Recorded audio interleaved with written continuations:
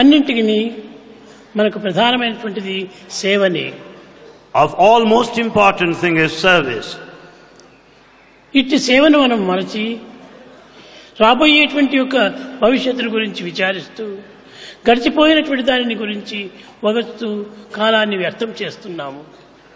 We have forgotten our bounden duty of rendering service in the community. We go on worrying of the future and brood over the past.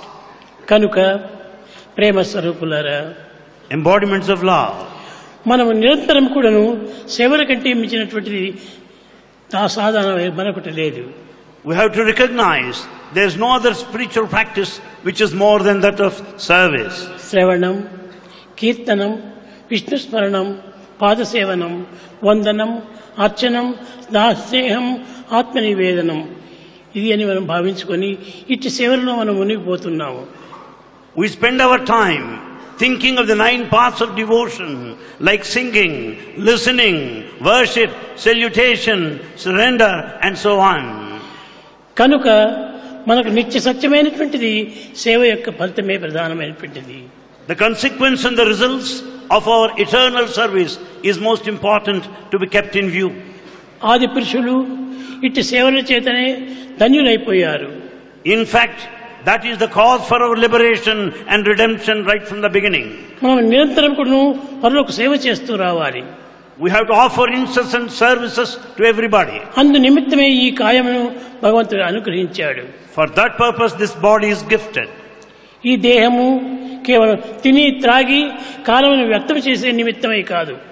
The body is gifted not to merely spend time in food, raiment, shelter, drinking and eating alone. కనుక ఈ దేహమును పరులకు సహజీవులకు సాధన చేసే నిమిత్తమై అందించినాడనే సత్యాన్ని గుర్తించాలి. We have to recognize the basic fact that God has given us this body to serve the neighborhood, everybody in society. కనుకనే ప్రతి మానవుడు కూడా సేవలో పాల్గొనాలి. Hence everyone must participate in service. సేవ కంటే మించినటువంటి ఫలితం మరొకటి లేదు. There is no other thing that is greater than service. మహాపురుషులందరూ కూడాను సేవ ద్వారానే ధన్యులవుతూ వచ్చారు. All noble souls had their lives realized, redeemed, liberated through service only. కనుక సేవల్లో మీరు ప్రయత్నం చేయండి. Therefore participate, involve in service activity. భజన సాధనల కంటే కూడాను ఈ సేవలే చాలా ప్రధానమైనటువంటిది. Of all kinds of spiritual practices, this service is noblest and the highest.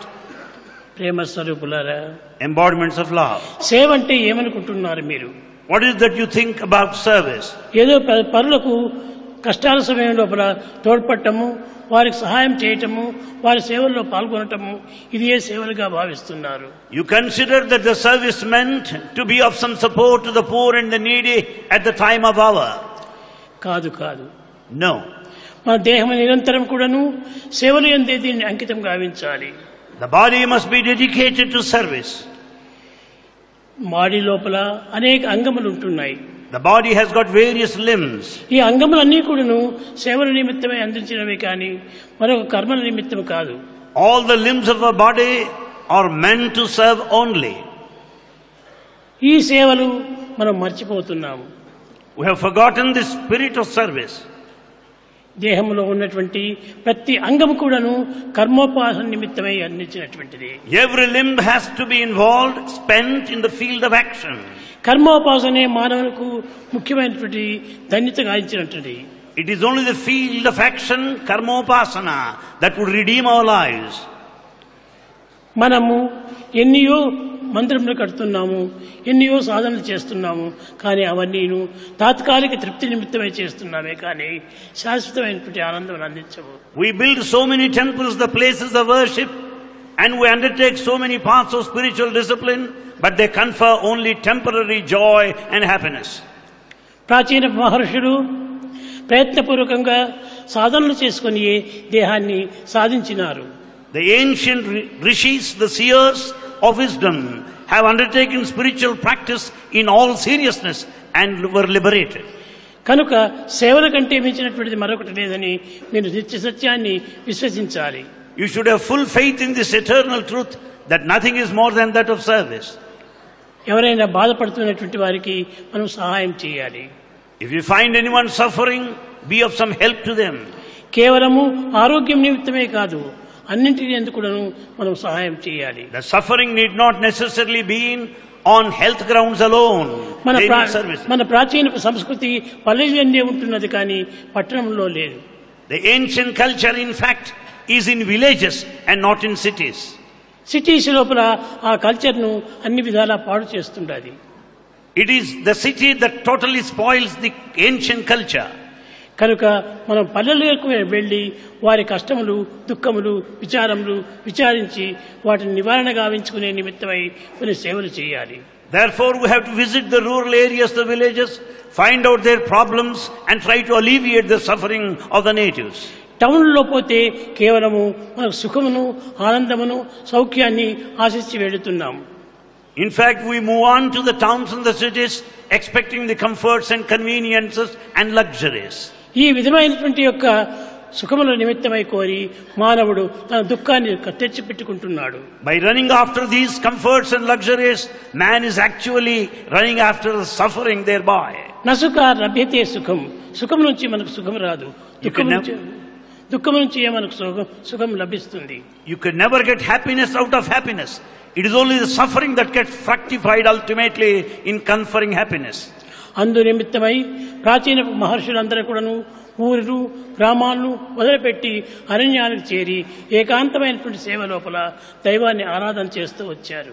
That's the reason why the ancient rishis are far from the madding crowd, away from the cities and towns, spend their lifetime in forests. కనుక సేవలు చేయండి. So serve. మన యొక్క చేతులు సేవల నిమిత్తమై వచ్చినది.